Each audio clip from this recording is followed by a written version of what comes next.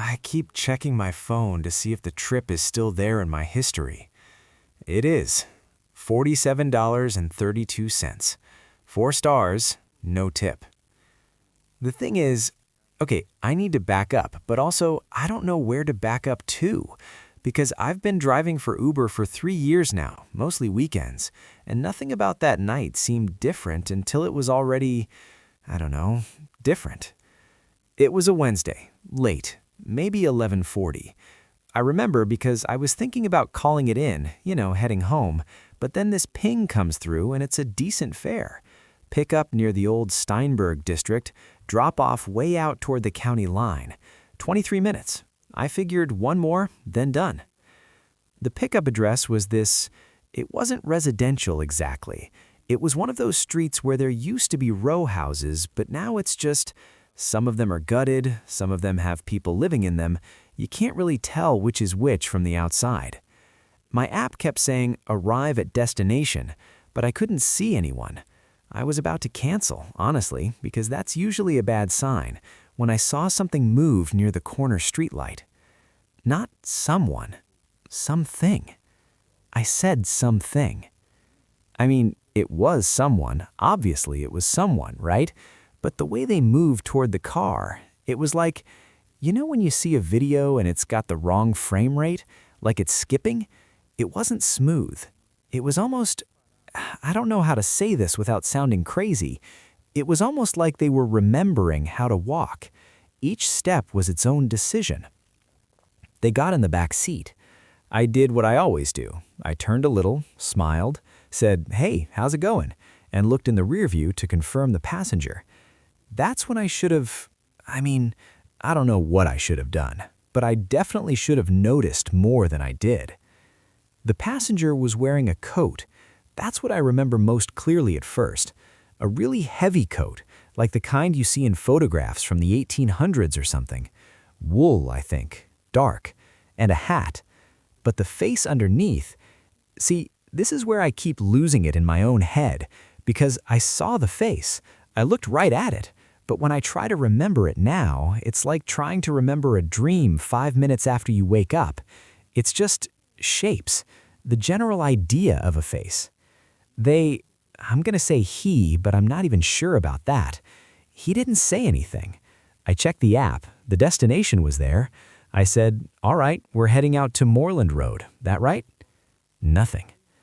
Some passengers are quiet, and that's fine. I turned up the radio a little bit, not loud, just so it wasn't silent, and pulled out. About 4 minutes into the drive, I smelled something. You know that smell old books have? Like dust and paper and something else? Something almost sweet, but also kind of sour. It was that, but stronger. It filled the whole car. I cracked my window a little. That's when he spoke. "Is this the way to the station?" His voice was wrong. It wasn't an accent exactly. It was like someone who learned English from a book and never heard it spoken out loud. Every word was too precise, too separate from the word before it. I said, "The destination's Moreland Road, out past the rail station," he said. "The Central Pacific. Is this the way?" I looked in the rear view again. He was sitting perfectly still, not like calm still, like statue still. His hands were folded on his lap, and I could see now that his coat was fastened with these weird buttons, bone or something, and they were yellowed. "There's no train station out that way anymore, man," I said. "I think there used to be one, but it's been gone for a long time. We're going to Moreland Road." He didn't respond. He just kept staring forward, not out the window, not at me, just forward, at the back of the passenger seat headrest. We drove for a while in silence, maybe 10 minutes. I kept glancing back. He never moved, didn't shift his weight, didn't look around, didn't check his phone. He didn't have a phone, I realized. Who orders an Uber without a phone? Maybe someone ordered it for him? Then we passed under a highway overpass and all my dashboard lights flickered, just for a second. The radio cut out too, made this static sound, then came back, but it was playing a different station, some old song. Big band music, maybe? I don't even know if I get that station normally. "I've been waiting a considerable time," he said. I said, "Yeah, sorry man, traffic's not too bad tonight though." "No," he said, "a considerable time." The way he said it made my hands grip the wheel harder. I don't know why. It was just, there was something in his voice that wasn't quite, I don't know, right. "Where are you coming from?" I asked. I don't usually make small talk when passengers are quiet, but I needed to say something. "I don't recall precisely," he said. "I was to meet someone at the station, but the streets have changed." "Yeah, they change everything around here," I said, just talking to talk. "GPS can barely keep up sometimes." "GPS," he repeated, like he was tasting the word. We were getting close to the destination now. Out here, there's nothing but empty lots and a couple of warehouse buildings. The road gets darker because the streetlights are spaced further apart. I was already thinking about how I was not taking another ride out here. I'd just head straight home after this. The app said destination ahead on right, and I slowed down. There was nothing there, just a gravel lot and beyond it, some trees. "This is it, Moreland Road." He didn't move. Do you need me to wait, or?" "This is not the station." "No, man, I told you, there's no station anymore. This is the address in the app. Maybe you got it wrong." For the first time, he turned his head and looked directly at me in the rear view. I can't describe his eyes. I know that sounds stupid, but I can't. They were there, I saw them, but it's like my brain won't file them away properly. Just that they were looking at me, and I felt suddenly very cold, and I wanted him out of my car immediately. "I should not be here," he said. "Okay, well, this is where the pin was dropped, so—" "I should not be here," he said again, and this time his voice cracked a little. Not like emotional, like a record skipping. "This is not— when is this?" "When?" I said. "It's like 12:15, man, Wednesday morning." He was still staring at me.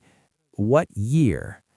And I know that should have been funny, or I should have thought he was messing with me or drunk or something, but the way he asked it, there was real confusion in his voice, real panic almost. "It's 2024, I said. "Are you okay?" He looked down at his hands, then out the window, then back at his hands. "I was to meet my brother," he said quietly. "At the station. He sent word. I've come from—" He stopped. His head tilted, like he was listening to something. "Do you need me to call someone?" I asked. He reached for the door handle, those old-fashioned handles, the kind you have to pull up. He did it immediately, perfectly, like he'd done it 1,000 times, which was weird because my car has push-button handles. But he did the pulling motion, and the door opened anyway. I heard the chime, door ajar. He stepped out onto the gravel and stood there, looking around. The dome light was on, and I could see him fully now. The coat went down to his ankles. His boots were leather, laced up high. Everything about him looked not costumey, not like someone dressed up, just old, like genuinely old. Like he'd been wearing those clothes for years and they'd shaped to him. "Hey," I called out. "Are you sure you're at the right place?" He turned back toward the car. For just a second, his face was in the dome light fully, and I saw his face, but I can't remember it. I've tried so many times. It's just gone. "Thank you for the conveyance," he said, very formal. Then he closed the door and started walking toward the tree line. I sat there with my foot on the brake, watching him walk away. That same weird, stuttering walk, like each step was something he had to think about. Then he reached the trees and he didn't disappear. That's not what happened. But he became less visible with each step, not because of shadows, but because he was just fading, like he was becoming part of the background, and then I couldn't see him at all. I waited for like 2 minutes. I don't know why. Then I just drove away. The trip shows up in my history. I got paid for it. I even got a rating, 4 stars. No tip, like I said, but no comment either. I tried to look up the account name. It just says guest user, which isn't possible. You need an account to request a ride. I drove out there the next day, during daylight. The lot looks bigger in the daytime. That's creepy. There's nothing there. But I looked it up on my phone while I was standing there, and apparently that lot, that used to be where the Moreland Rail Station was. Built in 1882, shut down in 1931, demolished in 1935. I keep thinking about what he said. I should not be here. The thing that gets me, the thing I can't stop thinking about, is that he sounded scared. Not scary. Scared.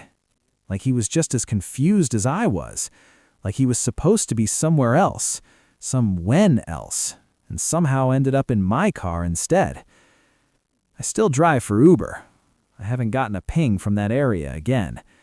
But last week, I was reading the passenger names before I accepted rides, which I don't usually do, and one came through that just said G. Steinberg, with a pickup near that same district. I stared at it until it timed out. I don't know what I would have done if I'd accepted it. I don't know if it was him, but Steinberg was the name of that district, the old part of town. And I swear the photo on the account, for just a second before it disappeared, looked like an old daguerreotype. You know, those really old photographs where people look sort of blurry and serious? Maybe I imagined that part. But the trip is still in my history. $47.32, 4 stars. And sometimes, late at night, when I'm driving on an empty road, I check my rearview mirror more than I used to, just in case.